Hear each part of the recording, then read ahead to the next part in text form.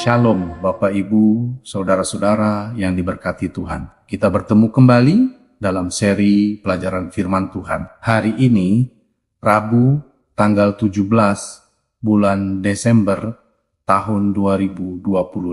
Judul pelajaran untuk hari ini adalah Murka Tuhan. Bapak Ibu sekalian, mari kita membaca Kitab Bilangan 11 ayat 33. Demikian firman Tuhan. Selagi daging itu ada di mulut mereka, sebelum dikunyah, maka bangkitlah murka Tuhan terhadap bangsa itu, dan Tuhan memukul bangsa itu dengan suatu tulah yang sangat besar.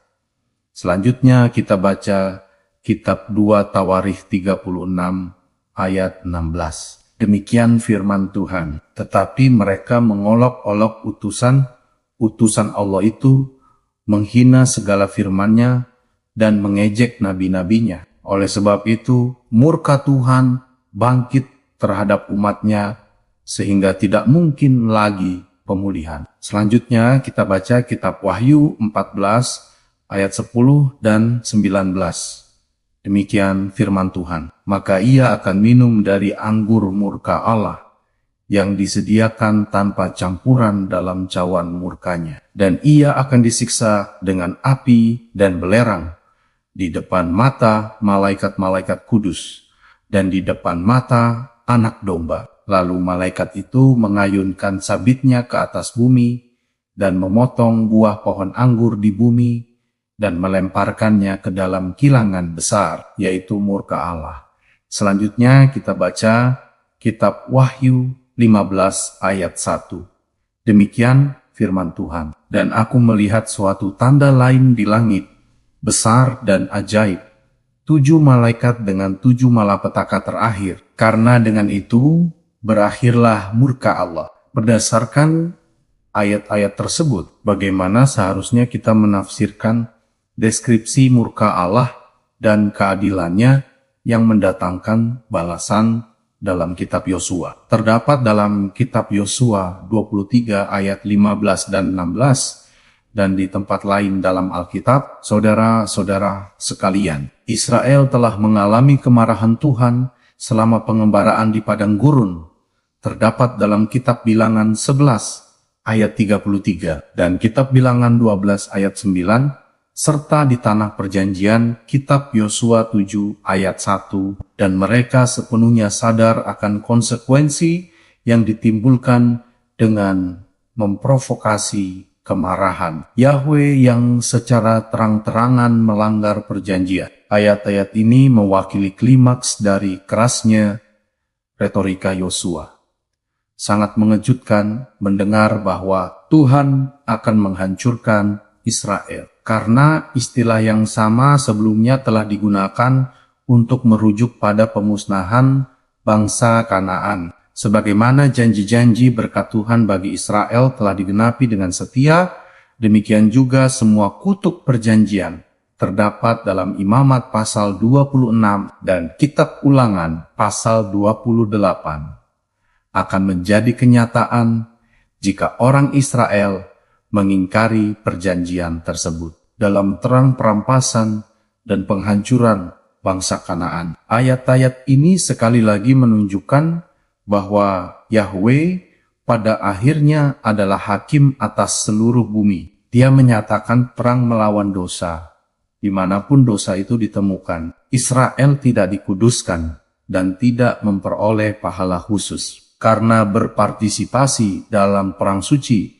Seperti halnya bangsa-bangsa kafir juga kemudian menjadi alat penghakiman Yahweh terhadap bangsa pilihannya.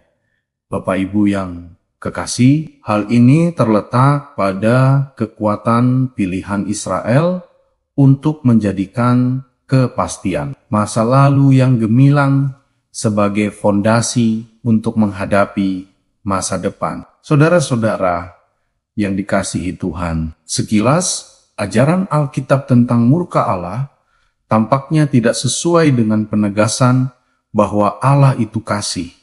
Kita bisa baca dalam kitab Yohanes 3 ayat 16 dan kitab 1 Yohanes 4 ayat 8. Namun Bapak Ibu, justru dalam terang murka Allah, doktrin Alkitab tentang kasih Allah menjadi semakin relevan. Pertama, Alkitab menggambarkan Allah sebagai Maha Pengasih, Maha Penyayang, panjang sabar, dan siap mengampuni. Kita bisa baca dalam kitab Keluaran 34 ayat 6 dan kitab Mika 7 ayat 18. Namun saudara-saudara, dalam konteks dunia yang dipengaruhi oleh dosa, murka Tuhan adalah sikap kekudusan dan kebenarannya ketika dihadapkan dengan dosa dan kejahatan. Murkanya tidak pernah merupakan reaksi yang emosional, balas dendam, dan tidak dapat diprediksi. Perjanjian Baru mengajarkan bahwa Kristus telah menjadi dosa karena kita. Kitab 2 Korintus 5 ayat 21. Dan melalui kematiannya, kita telah diperdamaikan dengan Allah. Kitab Roma 5 ayat 10. Barang siapa yang percaya kepadanya tidak akan menghadapi murka Allah. Terdapat dalam kitab Yohanes 3 ayat 36. Lalu kitab Efesus 2 ayat 3 dan kitab 1 Tesalonika 1 ayat 10. Konsep murka Allah menggambarkan Allah sebagai hakim yang adil atas alam semesta dan yang menegakkan keadilan. Terdapat dalam kitab Mazmur 7 ayat 11. Lalu kitab Mazmur 50 ayat 6 dan kitab 2 Timotius 4 ayat 8. Bapak, Ibu, dan saudara-saudara yang diberkati Tuhan, sampai di sini pelajaran firman Tuhan untuk hari ini. Terima kasih sudah turut belajar bersama-sama dengan kami. Sampai bertemu kembali pada pelajaran-pelajaran berikutnya. Tuhan memberkati kita semuanya. Amin.